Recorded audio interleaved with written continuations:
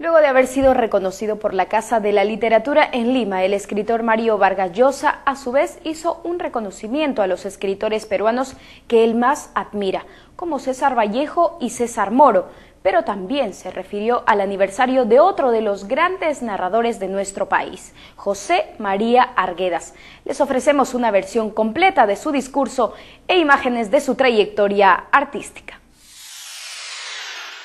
Pues ante todo, mi agradecimiento a la Casa de la Literatura Peruana, desde luego, por este magnífico recuerdo y también por haber organizado esta conferencia sobre mi obra, en la que van a participar tantos críticos, estudiosos, algunos de ellos grandes conocedores de mi trabajo literario, que han publicado sobre ellos agudos análisis, artículos, libros. Y muchas gracias también por el éxito que va teniendo esta institución dedicada a recordar a los poetas, novelistas, dramaturgos, ensayistas que han ido creando ese otro Perú, que es no el Perú de los historiadores, de los sociólogos, de los economistas, sino el Perú de los soñadores. Un país también es eso, una historia de fantasías, de sueños, de anhelos, de deseos incumplidos, que fueron tan profundamente deseados que alguien tuvo que inventarlos para que de esta manera pudieran ser vividos. Esa es la razón de ser de la literatura, enriquecer esas vidas nuestras que son muy limitadas, que son una sola en comparación con todas las vidas que nuestros deseos y nuestros sueños quisieran vivir. La literatura de alguna manera hace posible ese imposible, enriquecer nuestra limitada experiencia de la vida con otras más diversas, más ricas, más variadas, que han sido creadas con la imaginación y las palabras por los escritores. Esa es una función importante para la historia de un país. Crea una tradición, crea una referencia, da a ese país un alma, un espíritu, y eso, en última instancia, a pesar de tener una naturaleza indeleble e impalpable, dura más, es más profunda muchas veces que el país puramente material, que es transitorio. Bienvenido, querido Fernando de Cislo, al que este premio Nobel le ha venido sacando más canas que a mí desde octubre, porque lo he visto al pobre Godi entrevistado por todos los medios habidos y por haber, repitiendo las mismas cosas, hasta el extremo de llegar a decirme si este, que es el mejor de mis amigos, no se iba a convertir en un enemigo mío mortal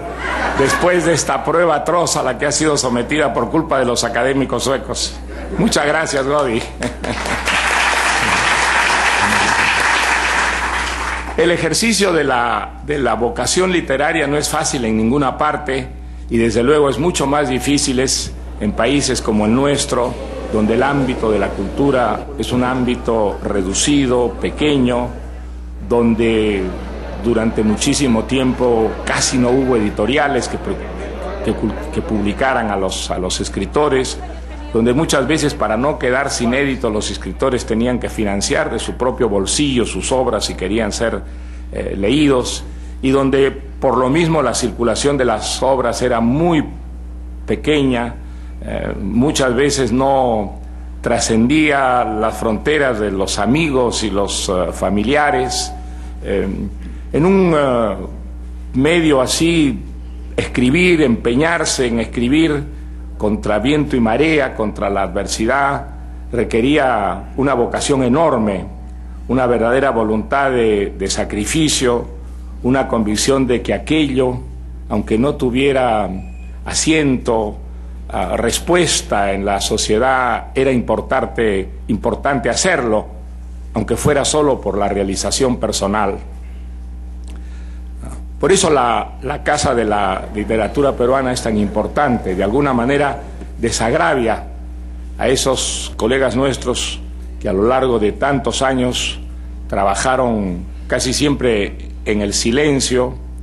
sin reconocimientos, sin premios, y a veces a costa de enormes sacrificios. Basta pensar simplemente en escritores como Vallejo, uno de los grandes poetas de nuestra lengua, y la vida tan difícil y marginal que tuvo, y los escasos, para no decir nulos, reconocimientos que alcanzó su poesía pese a su originalidad y su grandeza, que ha sido reconocida sobre todo después de su muerte, ¿no? Pensemos en un César Moro, por ejemplo, que escribió en la más profunda soledad en su país. Es verdad que en su caso esa soledad era también elegida, ¿no? Era una actitud de rebeldía que él mantuvo hasta el final, pero su soledad era tan extrema, incluso por razones puramente lingüísticas, porque lo mejor de su poesía la escribió él no en español, sino en francés. A él también el reconocimiento le vino solo después de la muerte. Ahora sabemos que era un gran poeta, ahora sabemos que César Moro es uno de los grandes creadores que ha producido nuestro país, y no solo por la riqueza de la poesía que escribió, sino también por la extraordinaria integridad moral con que él asumió su vocación de escritor. Dentro de poco vamos a celebrar el centenario de uno de los grandes escritores peruanos, que es José María Arguedas, y ojalá ese centenario sirva sobre todo para homenajearlo de la manera que resulta más, yo creo, grata para un escritor, divulgando su obra, haciendo que sus novelas, que sus cuentos, que sus estudios, que sus traducciones de leyendas y poemas del quechua se difundan, porque todos esos textos son un testimonio maravilloso de la compleja, de la contradictoria, de la difícil realidad peruana. Arguedas también tuvo una vida muy dolorosa, tampoco alcanzó en vida, aunque en los últimos años de su existencia sí fue leído, traducido, publicado, pero gran parte de su vida transcurrió también en el silencio, en la soledad, que ha sido la compañía más constante de los escritores peruanos. Yo quiero recordarlos a ellos en este día, que es justamente un día en que, por circunstancias diversas, pues el nombre del Perú ha estado asociado en un vasto ámbito en relación con la literatura, no con los golpes de Estado, no con las catástrofes naturales, no con las violaciones a los derechos humanos, sino en relación a algo más alto y duradero: la creatividad, la invención, la fantasía hecha palabra, que es la literatura. Todos ellos de alguna manera han sido reconocidos por este premio, porque aunque los académicos suecos insistan mucho que el premio se da a un autor y a una obra, la realidad es que detrás de ese autor hay una lengua, y detrás de ese autor hay también un país del que procede, y de alguna manera esas tres cosas son absolutamente inseparables. Así lo ha decretado la opinión pública internacional hace muchísimo tiempo, y esa verdad se ha impuesto sobre todas las declaraciones en contrario. Yo estoy muy agradecido a los peruanos porque, a diferencia de esos otros colegas a los que he ido mencionando, y podría citar una lista larguísima, por supuesto, de nombres, yo sí he tenido la fortuna de ser reconocido y con gran cariño y amistad por mis compatriotas. Es algo que ha venido con el premio y que a mí me ha emocionado mucho, ver que tenía tantos amigos desconocidos hasta entonces que en todos los rincones del Perú han celebrado mi premio como si el premio fuera también de ellos. Y desde luego que lo es. Desde luego que este premio es una razón para sentirnos reconocidos todos los peruanos, para que la imagen del Perú de alguna manera se asocie a cosas más elevadas que aquellas por las que suele el Perú salir en los periódicos fuera de nuestro país. No son las catástrofes, no son las violencias, no, es también el uso de la palabra, la creación de formas artísticas y de personajes literarios. Y a todo ello han contribuido todos los escritores que están representados en esta Casa de la Literatura Peruana. Una casa que, según las estadísticas que acaba de decirnos la directora, la señora Calderón, está teniendo mucho éxito, está atrayendo y sobre todo a los jóvenes,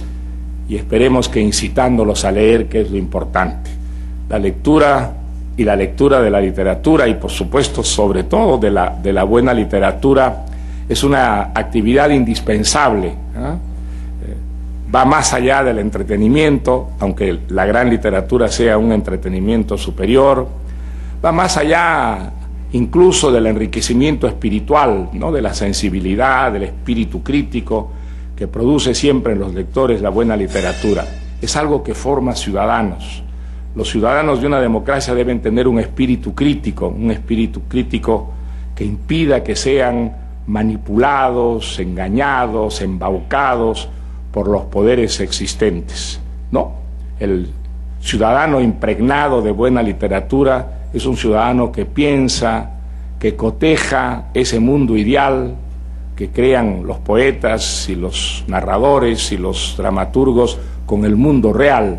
un cotejo en el que descubren siempre que la realidad real está mal hecha, no alcanza nunca esa realidad de nuestros sueños. Y eso hace que los ciudadanos sean críticos de su entorno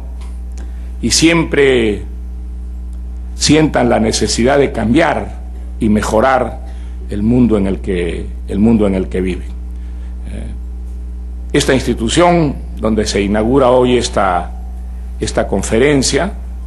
para la que deseo el mejor de los éxitos, está contribuyendo a esa tarea fundamental, formar lectores, formar buenos lectores, que es la mejor manera de formar buenos ciudadanos democráticos. Les agradezco muchísimo su participación en esta conferencia y a todos, a cada uno de los